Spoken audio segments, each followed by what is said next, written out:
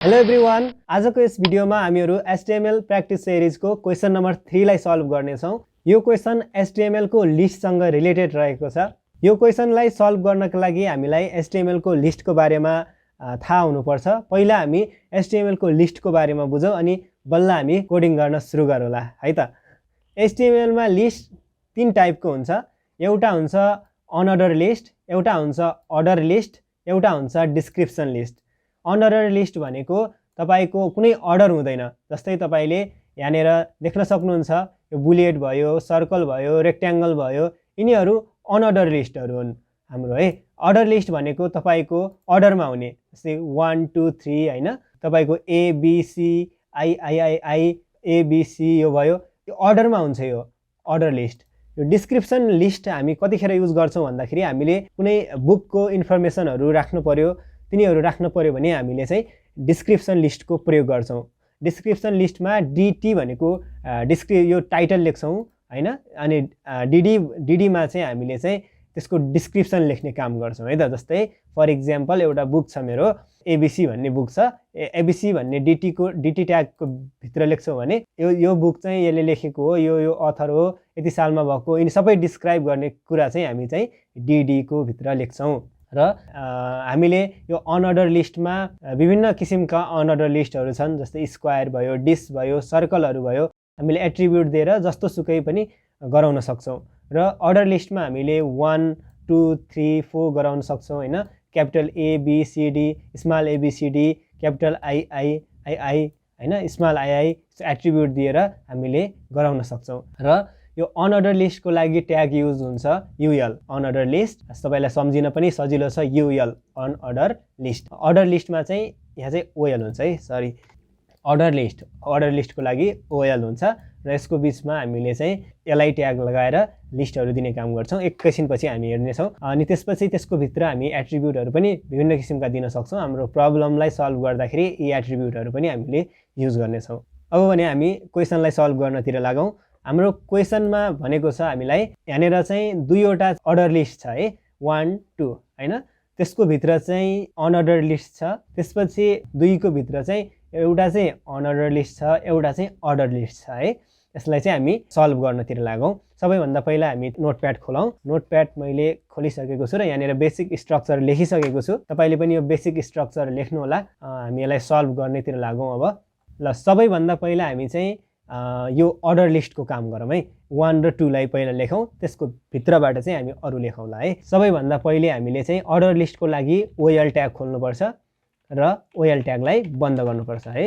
अब जति पनि अर्डर लिस्ट छ यसको भित्र नै आउँछ। यसको भित्र हामीले चाहिँ LI भनेर चाहिँ लिस्ट दिने बेला चाहिँ हामीले LI भनेर लेख्छौं। र फर्स्टमा छ फ्रुट्स, यसलाई चाहिँ बन्द गरौँ। अनि अर्को छ भेजिटेबल, यसलाई भेजिटेबल्स, र मैले यसलाई बन्द गरेँ। एकफेर हामी सेभ गरेर हेरौँ कस्तो आउँछ हाम्रो। म सेभ गर्छु। हाम्रो HTML प्र्याक्टिस सिरिज भन्ने छ हाम्रो डेस्कटपको भित्र, डेस्कटप HTML प्र्याक्टिस सिरिज। यहाँ हामी question3.html भनेर लेखेँ मैले, र हामी यसलाई एकफेर हेरौँ। प्र्याक्टिस सिरिजको क्वेसन नम्बर 3। ल हेर्नुस्, फ्रुट आएको छ अनि भेजिटेबल आएको छ। अब यो फ्रुटको भित्र हामीले चाहिँ यो अनअर्डर लिस्ट क्रिएट गर्छौं है त। अर्डर लिस्टको बाइ डिफल्ट 1 2 3 आउँछ है। हामीले चेन्ज पनि गर्न सक्छौं। अहिले हामी चेन्ज पनि गरेर हेरौँला। ल, अब हामी यो जुन फ्रुट छ, फ्रुटको भित्र हामीले चाहिँ के गरौँ त, यो अनअर्डर लिस्ट बनाउने काम गरौँ। ल, हामीले यहाँनेर चाहिँ UL ट्याग खोल्छौं र UL ट्यागलाई बन्द गर्छौं। अब UL ट्यागको भित्र हामीले यो तीनवटा लेख्छौं।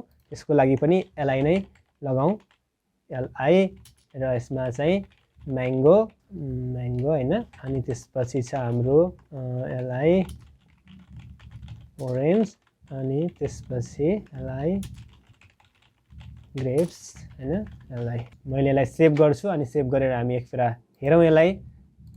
ल हेर्नु, यहाँनेर अनअर्डर लिस्ट त आएको छ, तर यहाँ हाम्रो रेक्ट्याङ्गल आउनु पर्ने थियो, तर यहाँनेर सर्कल आइदियो हैन। अब यसलाई कसरी चेन्ज गर्ने त? अब यसलाई हामीले एट्रिब्युट दिएर चेन्ज गर्न सक्छौं। हामीसँग एट्रिब्युट थियो नि हैन, हामीले स्क्वायर हामीले दिन सक्छौं हैन।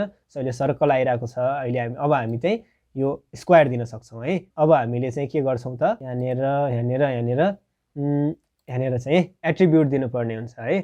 एट्रिब्युट चाहिँ हाम्रो टाइप भनेर दिन्छौँ। टाइपमा चाहिँ हामीले type equals to SQUARE square भनेर दिन्छौँ र यसलाई सेभ गरौँ अनि एकफेर हाम्रो आउटपुटलाई हेरौँ।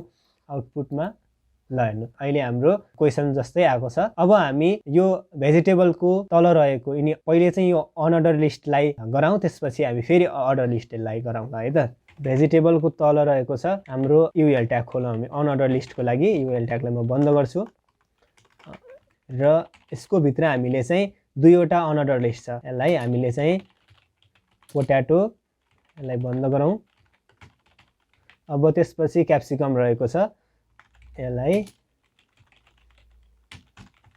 क्याप्सिकम यसलाई पनि बन्द गरौँ। अब त्यसपछि रहेको छ अर्डर लिस्ट। यो क्याप्सिकम भन्दा तल रहेको छ अर्डर लिस्ट। अब यसको लागि के गर्ने त? अब एकफेर हामी पहिला चाहिँ सेभ गरेर हेरौँ अनि त्यसपछि अगाडि बढौँला।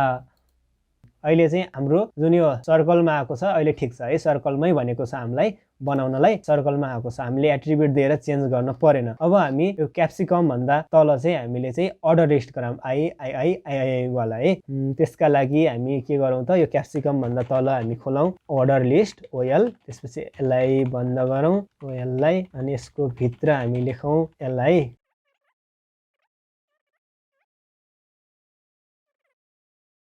यसलाई सेभ गरौँ। सेभ गरेर हामी यसलाई फेरि हेरौँ। ल हेर्नु ग्रिन। अब हाम्रो क्वेसनले के भनेको छ, हाम्रो क्याप्सिकम ग्रिन येल्लो रेड त आएको छ, तर यहाँनिर अर्डर लिस्टमा बाई डिफल्ट चाहिँ 1 2 3 आउँछ। हामीले एट्रिब्युट दिएर चेन्ज गर्न सक्छौँ र यहाँनिर आई बनाउने भनेको छ, हामीले यसलाई चेन्ज गरौँ है त। त्यसका लागि हामीले यहाँनिर दिन्छौँ टाइप दिन्छौँ अनि त्यसपछि यहाँनिर हामीले आई दिन्छौँ है। आई दिइसकेपछि सेभ गर्छु यसलाई अनि त्यसपछि हामीले यसलाई रिफ्रेस गरौँ। अहिले हेर्नु त आई आएको छ। हामीले यो क्वेसनलाई सल्भ गरेका छौँ। यदि तपाईँलाई कुनै कन्फ्युजन छ भने कमेन्ट बक्समा कमेन्ट गरिदिनु होला र यदि यो भिडियो मन पर्यो भने यसलाई लाइक गरिदिनु होला र यस्तै कोडिङ रिलेटेड भिडियोहरू आउने दिनहरूमा पनि हेर्न चाहनुहुन्छ भने हाम्रो च्यानललाई सब्स्क्राइब गरिदिनु होला। म तपाईँहरूसँग भेट्नेछु अर्को भिडियोमा। तबसम्मका लागि बिदा दिनुहोस्। नमस्कार।